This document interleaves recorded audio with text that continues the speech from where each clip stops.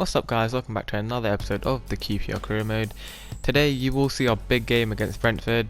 If you watched the last episode you know it's not just big because they're our biggest rivals, but also because they had a perfect start to the season after 3 games, as did we, so they're a potential promotion rival. And unfortunately our perfect record couldn't continue.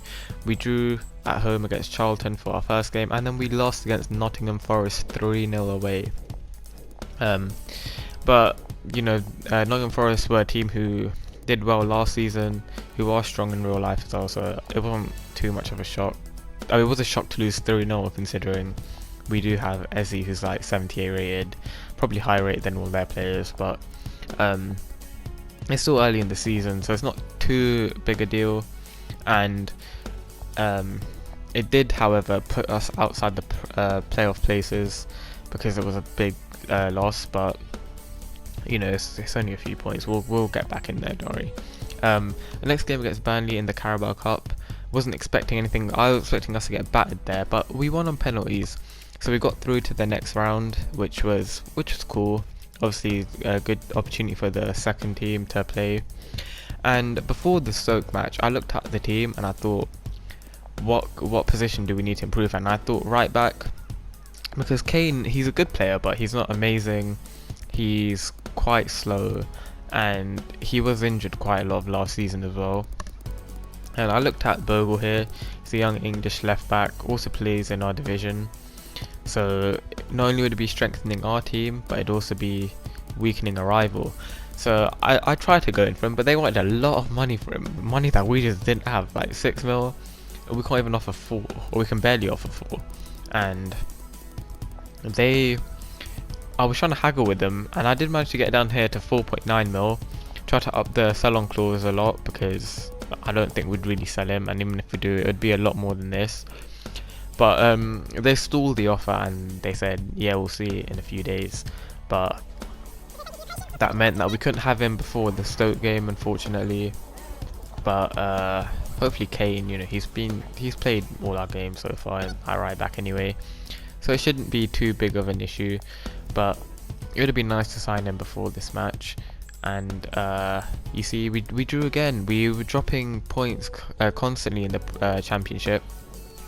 It was now 3 games without a win, and we needed to make sure we started winning again, because if we keep dropping points we wouldn't be in a good place to contend for the playoffs, and that's obviously what we want. We want to be trying to get to the Premier League this season, and I do still think we will, but it's going to be harder with all the setbacks, or if we keep having more setbacks like this. We had an offer in for Grant Hall, who is our 3rd choice centre back, and I counted it because he's not incredibly young, but he's still a good player, so I don't want to just sell him for nothing. And you saw there they weren't having it with Bogle, so I was just like, yeah, go away then, and I'll deal with Kane, he's fine. But we still had money left, and I was like, you know what, I might as well just try and get another player. So I identified Junior Sambia as a player that we probably should get, because centre mid is a bit of a weakness as well. Obviously we lost Jeff Cameron, who was there the whole of last season, and he's still quite young, to be fair. Like, he's not incredibly young, but he's not incredibly old. He's a good rating as well for the team, 71. It's better than Ball, who's playing there right now, and we managed to get a good deal there, I believe. You know, a straight valuation. I wasn't expecting him to be that cheap, but yeah, we decided to just delegate the contract, because whenever you do that, you don't have to pay a signing on fee, so it saves you a bit of money. And sometimes your assistant will even negotiate a good deal, like where you don't have to pay as much wages as you would if you actually did it yourself. We did get an offer in for our young centre back to be on loan, and I was considering it, but I do want to try and give him some game time.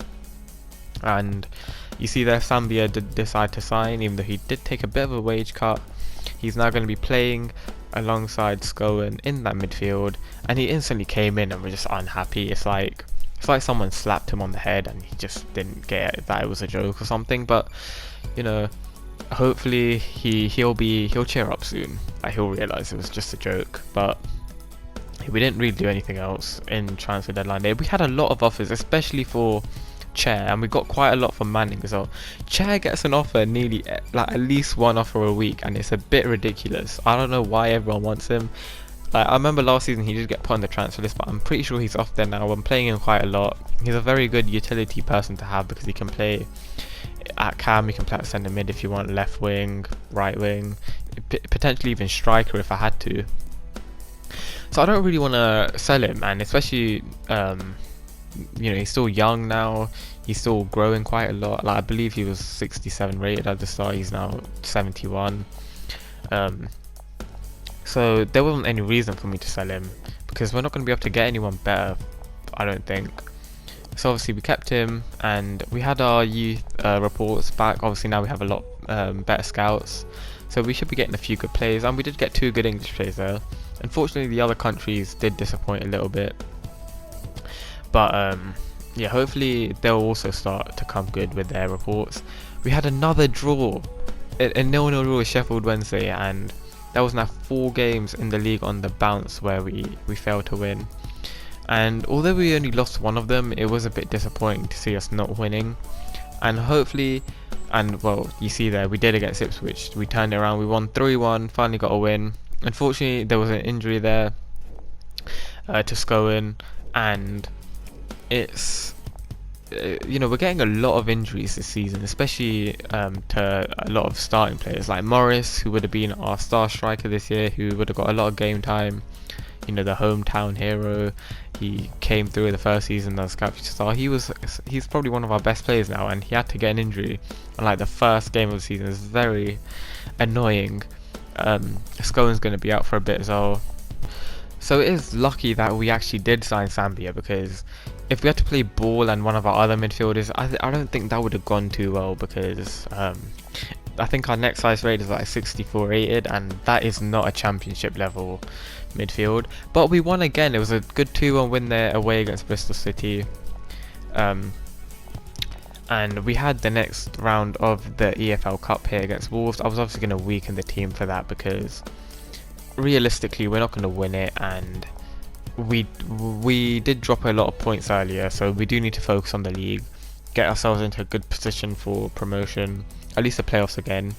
So against Wolves, I fielded a weakened team, expecting us to get battered, because they're a European level team. They're in the Europa League quite a lot, and we only lost 1-0, which I was very surprised with. I thought we'd lose like by 3, considering Nottingham Forest beat us by 3 goals. I was expecting us to go to Molineux and just get slaughtered, but we didn't do too bad, especially for a championship team.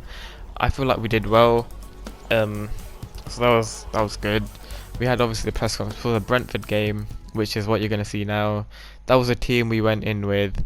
So Chair obviously played at centre mid this time, just because I felt, more attacking. I just thought it'd be quite good, especially since he was unhappy a lot of last season. It'd be good to get him some game time. Brentford were playing a more defensive version of our formation, but we got the first chance of the game. Just around 10 minutes in, De La Vega here had the ball, played it back to Ezzy. Good play between them two. De La Vega played it to Leko, who turned and he hit the post, and that would have been a great way for him to get his first championship goal of the season. Believe it or not, he still hasn't scored for us in the league, but hopefully in this game he can, because he had a great chance there. Good turn though, and Chair and De La Vega here played playing some nice football here, trying to break the defence of Brentford down, and we did. Zambia played it through to Ezzy, and he really didn't take a good shot. It should have been saved, I think. It was pretty much straight at the keeper, but Eberechi Ezzy, our star player, just puts us 1-0 up at home against our biggest rivals. And he's had a great start to the season, to be fair, especially for a cam. And there again, a great interception, played it to De La Vega, and he made it 2-0. Them two have such a good connection. They're always assisting each other. There were good 1-2s between them. Them two combined again here. Ezzy just intercepted that pass. The pass was terrible, but he was alert, and he played it to De La Vega, who last season may have missed that chance, but obviously with the increase in his finishing, he smashed that past the keeper, put us 2-0 up, and that was all that happened in the first half. It wasn't an incredible game in terms of chances. As you can see from the stats, they had 1 shot on target, we had 3. Even had more possession, and for those of you who know me, I never have more possession than the opposition. But 65 minutes in, I took Eze off and put Chair at cam and bring on Ball because Eze was tiring a little bit, and we were 2-0 up. We didn't really need to attack a lot. But that was such a good pass from Zambia, and Leko got his first goal for QPR in the league. He does this bird eagle celebration. I don't know. I just like turned the R stick and that happened. But yeah, this pass from Zambia was really good on his left foot. You know, just through the gap. Leko first touch was amazing, and he just blasted it past the keeper. And you know, 3-0 up here. That was big because I think Brentford were just above us heading into the game, and this result obviously would have sent them down the table, which, you know, as a QPR, well, being QPR, we love that. Although we do want Brentford to come up as well, just so our rivalry can continue into Premier League. Straight from kickoff though, they had a chance, and here was Kane. Like, he just passed it straight to their player, and then this happened. I don't even know what to say to that. Like, Kane, what's he doing passing it to their player? He had he had options. He had Ose Samuel there, Zambia was there. No, he plays it to their player, and then it was terrible luck for us. Like, they got the ball from that, and obviously, you know, Roberts made a save from the first shot but couldn't save the second one, and made a few more subs here. Bring on Smythe, and his first opportunity, great drag back. He sent the defender the wrong way, just casually finessed it into the corner. Great goal, made it 4-1 in the with pretty much the last kick of the game. It was like in the last minute. So Brentford couldn't do anything about that. Well, they couldn't, I don't think, even if we had missed. But it's such a good goal. Their centre back again, he ran away. It was like someone was chasing him with a knife. But yeah, I don't know what's wrong with the defense. It happened last season as well. I don't remember which game it was in, but yeah, maybe it's a glitch. I don't know. But that was the last kick of the game essentially, because as soon as they took kick off, that was it. The ref's like, nah, it's done now.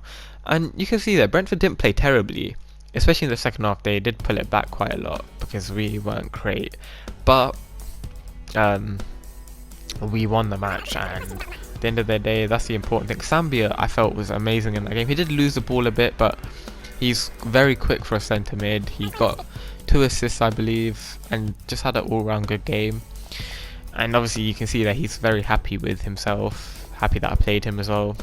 So that's good, because he was unhappy at the start for no reason, and now he's clearly changed his tune and is enjoying living in West London and playing for QPR. But that will be the end of the episode, guys. Again, we got another offer for Chair. Next episode there'll be quite a few more championship games, but you can see here from the league table, Aston Villa have had a perfect start 10 games in, and Norwich have had an almost perfect start. They've drawn 1 match, won 9. And you see there, 30th of September, Aston Villa v Norwich. That's going to be a big game. I think if Aston Villa win that, they're going to win the league. If Norwich win, then I think both of them will go up anyway automatically, because we're very far behind them already. But hopefully we can be more consistent next episode, stop dropping a lot of points, and cement ourselves in that title race. And hopefully I'll see you guys for that episode very soon. Bye.